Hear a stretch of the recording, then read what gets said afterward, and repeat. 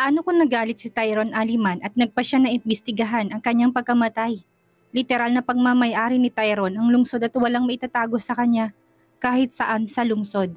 Tinapik ni Conchita ang balikat ni Esmeralda at sinabing, "You have to trust me. Hanggat nabubuhay ako, walang sikretong natatago na mabubunyag.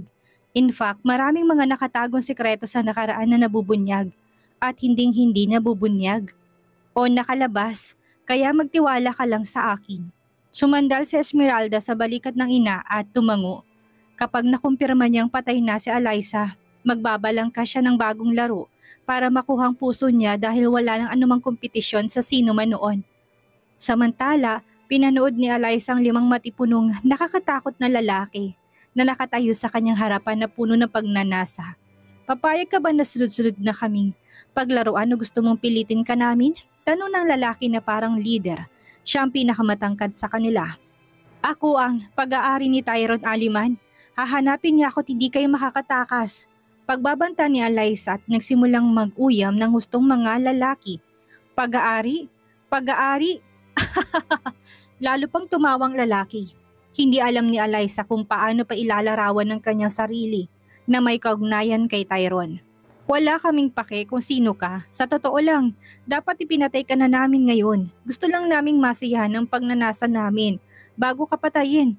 Pinapayuhan kita, huwag mong gawing masakit ang iyong kamatayan. Kaya kung pumayag upang makipagtalik sa inyo lahat ng sunod-sunod, hindi naman masakit ang kamatayan ko, hindi ba?" "Exactly." Mabilis sa sagot ng 2 lalaki. Isang napakatigas na umbok ang makikita sa kanilang pantalon. "Fine," sabi ni Alyssa at nagtatakang napatingin ng mga lalaki sa kanilang mga sarili. Hindi pa nila nakita ang sino man sa kanilang mga biktima na sumang-ayon ng kusang gagamitin noon.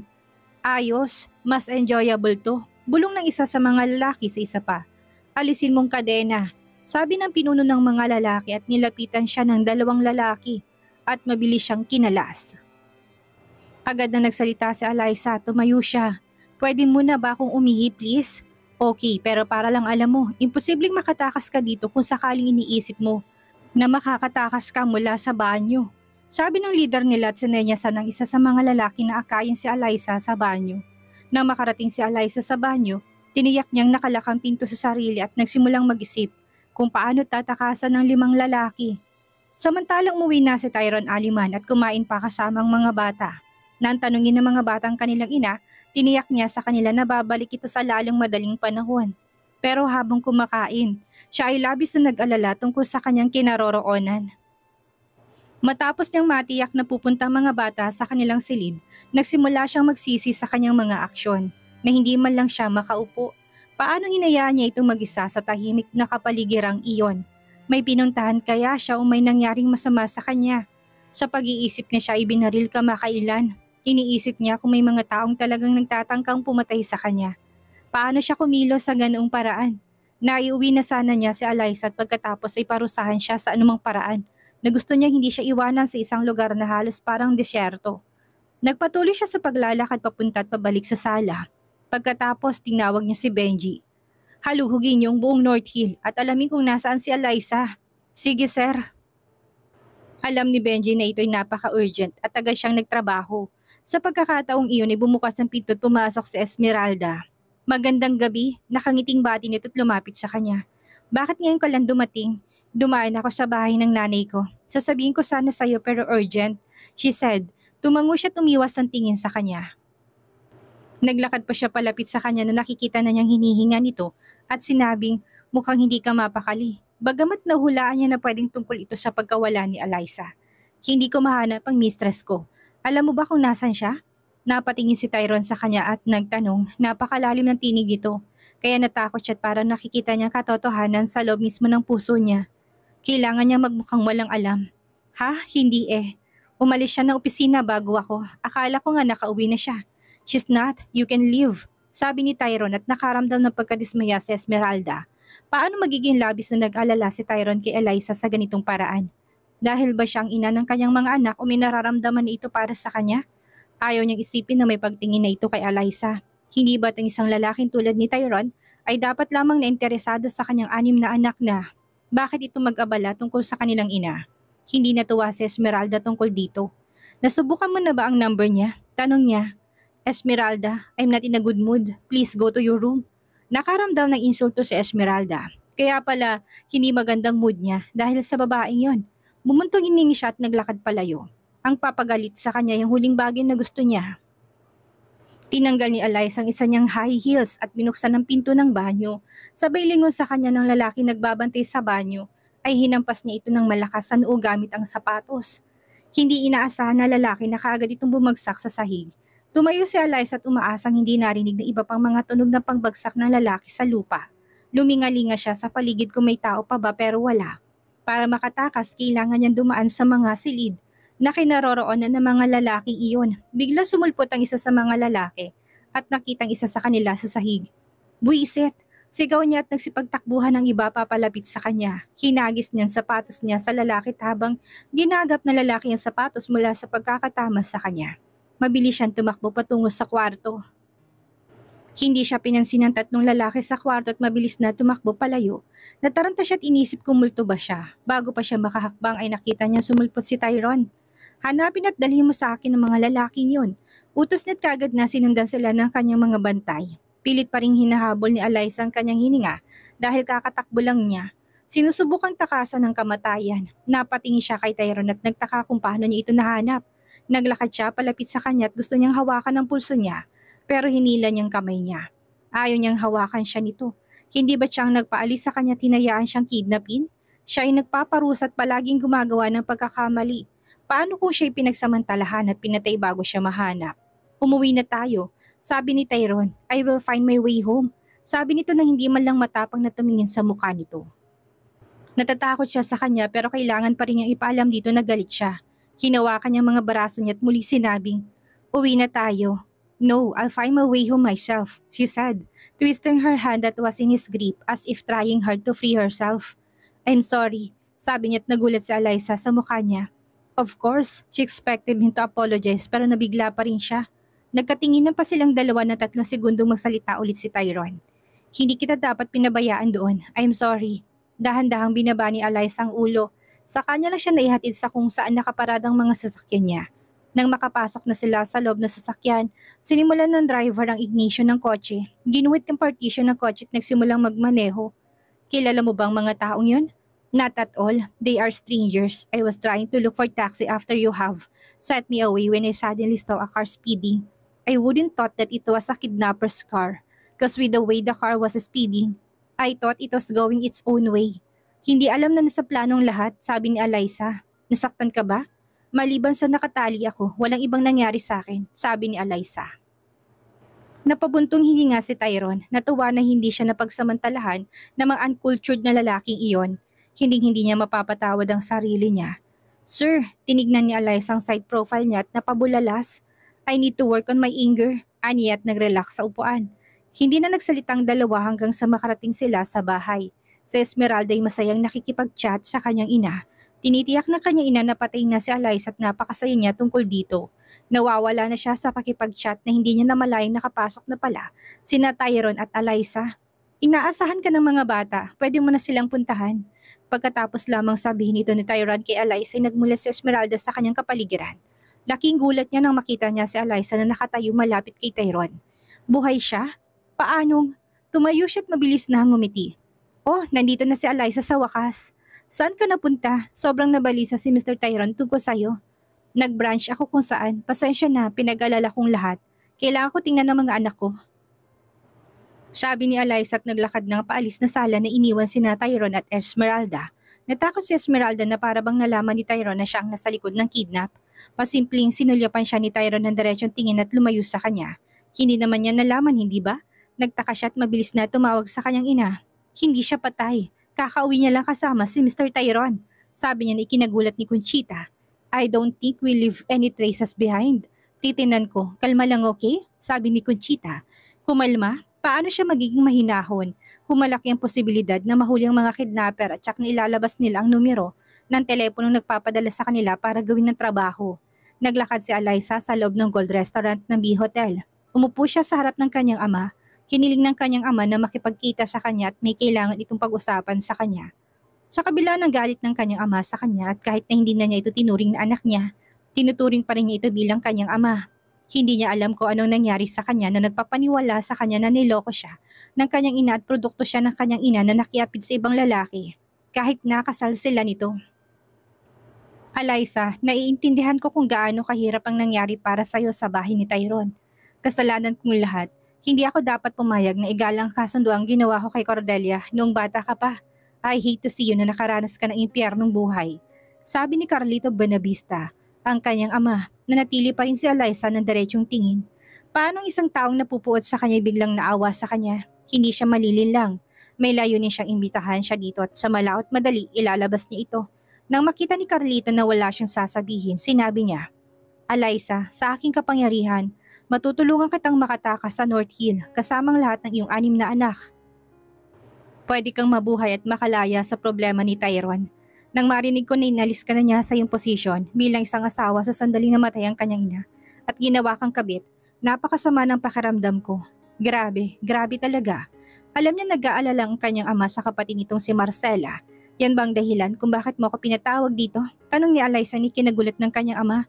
Yes, my daughter, you deserve better. You deserve a better and peaceful life. Sabi niya, tinawag mo kong anak mo? Alyssa smirked painfully. Literal na tinanggihan mo ako sa publiko. Ni sa aking asawa sa aking ama, hindi ako pwedeng iugnay sa akin sa publiko. Sabi niya dito mula sa puso na lulungkot at halos mapaiyak. Pinatong ni Carlitong kamay niya at sinabing, I'm sorry, payag ka bang umalis para simulan ko ng ayusin kung paano ka makakatakas ng hindi nalalaman ni Tyrone? Hindi ako aalis. Si Tyrone ang ama ng mga anak ko. Pwedeng ako ang mistress niya ngayon. Pero sandali na lang, magiging asawa na niya ako. Sinadya ni Alyssa na makitang reaksyon ng ama.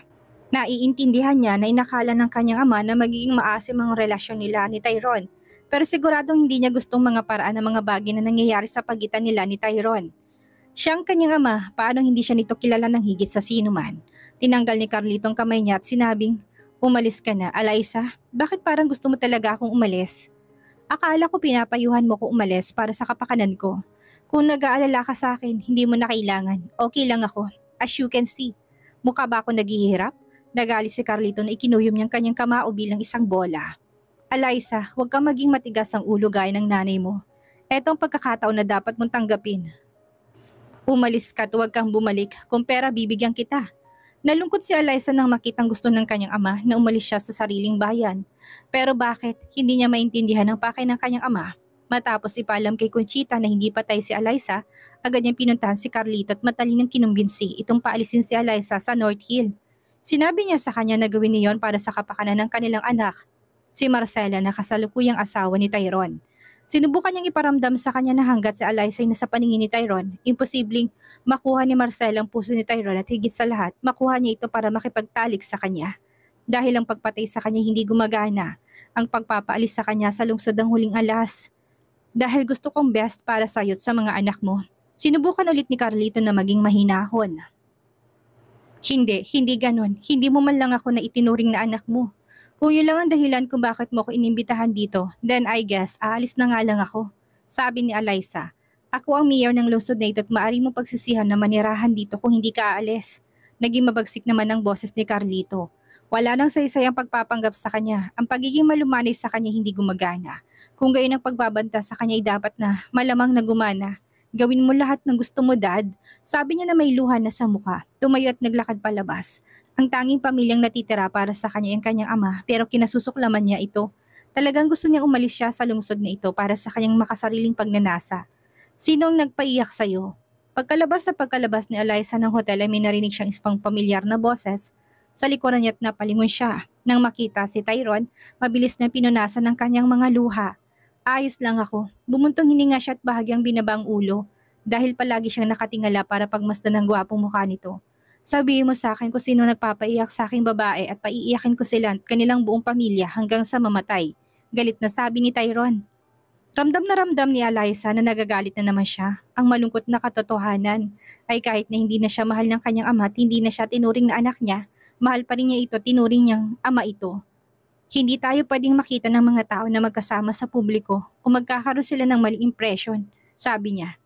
Sinusubukang baguhin ang usapan. Kararating lang niya sa hotel at nakita niya itong papalabas. Huwag mo nang problemahin yon. Family matter ko yon. Sabi niya at dinagdag. Mauna na ako. Salamat sa concern, Mr. Tyrone.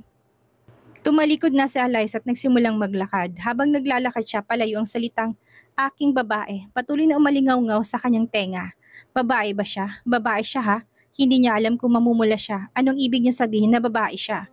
Hindi naman sa hindi niya alam pero ang labis na pag-iisip tungkol dito ay nagbibigay ng saya sa kanya. Samantala, naglakad si Esmeralda patungo sa kwarto ng bata at marahantong kumatok. Pumihit ang knob at bumigay ang pinto. Si Zachary ang nagbukas ng pinto at kinailangan niyang tumingala para makitang matangkad na babae sa harapan nila. Ngumiti si Esmeralda at sinabing, "Hoy!" Sa halip na sumagot, lumingos si Ezekiel sa kanyang mga kapatid at sa menyas na lumapit sila. Si Zorin at Zachary naglakad palapit sa kanya at nakita rin si Esmeralda. "Hey, pwede ba akong pumasok?" Nagkibit balikat si Zorin at ang mga bati tumingin sa kanilang mga sarili na parang nagmumuni-muni kung papapasukin siya o hindi. Binuksan ni Ezekiel ang pinto para sa kanya at pagkatapos pumasok siya. She looked around the room and found it so adorable, then she went to sit on the couch in the room. "Pasensya na, kailangan kitang istorbohin." Umupo ang mga lalaki sa kanilang kama at nakaharap sa kanya pero hindi umimik. "Ayaw mo ba sa akin? Bakit ganyan ang tingin mo sa akin?" Tanong niya.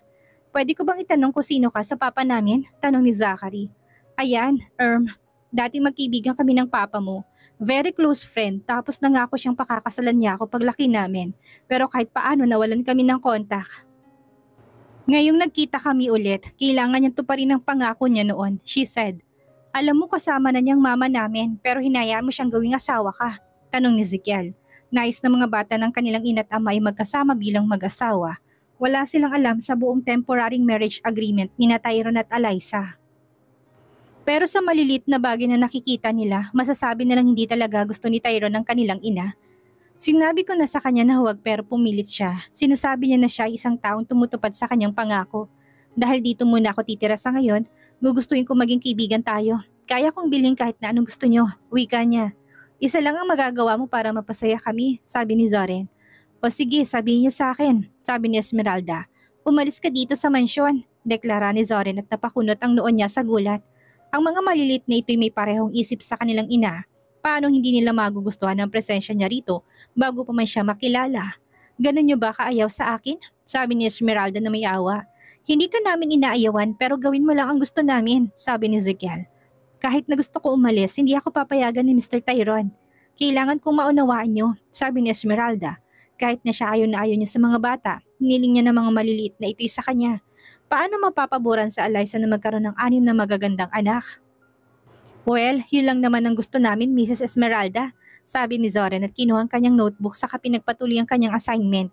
Hindi pinasin ng iba sa Esmeralda at kinuha ang kanilang mga libro saka nagpatuloy sa kanilang ginagawa bago siya dumating. Napakawalang kwenta ng pakiramdam ni Esmeralda. Paano bang mga maliliit na ito? Mapapasakin si Tyrone at kayo din kukunin ko kayong lahat. Sigurado ako. Bumulong siya at nagsimulang mag-isip ng mga paraan para makuha ang loob ng mga bata. Tumayo siya at sinabing, mukhang ayaw niya akong kausapin. Aalis na ako. Hindi pa rin siya pinansin ng mga bata at nahihiya siya naglakad palabas. Napatigil siya na makita si Eliza. Kalalabas lang na Eliza sa kwarto ng dalaga at nang papasok na sana siya sa kwarto ng dalaga. Nagulat siya nang makitang nakatayo sa harap ng pinto si Esmeralda. Anong ginagawa mo sa kwarto ng mga anak ko?" tanong ni Eliza. "Kumalma ka, pinuntahan ko lang sila para tingnan," sabi niya. Tinulak siya ni Eliza palayo sa pinto at pumasok sa loob nang makitang abalang mga lalaki sa kanilang assignment. Tinanong niya, "Nasaktan niya ba kayo, Mrs. Esmeralda?" Nabitawan ni Zorin ang kanyang panulat at nagtanong at tumango si Eliza. "Hindi pumunta lang siya dito para makipag-usap." "Anong pinag-usapan niyo?" tanong ni Eliza. "Sino bang nakakaalala?" tanong ni Ezekiel sa kanyang kapatid. "Alam lang namin nagsalita siya, hindi talaga kami nagpapansinan," sabi ni Zachary at lumabas na si Eliza ng kwarto at nakita niya si Esmeralda na nakatayo pa rin. "Huwag na huwag mo nang titignan ng mga anak ko. Inuulit ko, huwag. Kung may mga has na gumawa ng masama sa mga anak ko, patawarin ako ng Diyos pero hindi ko palalagpasin."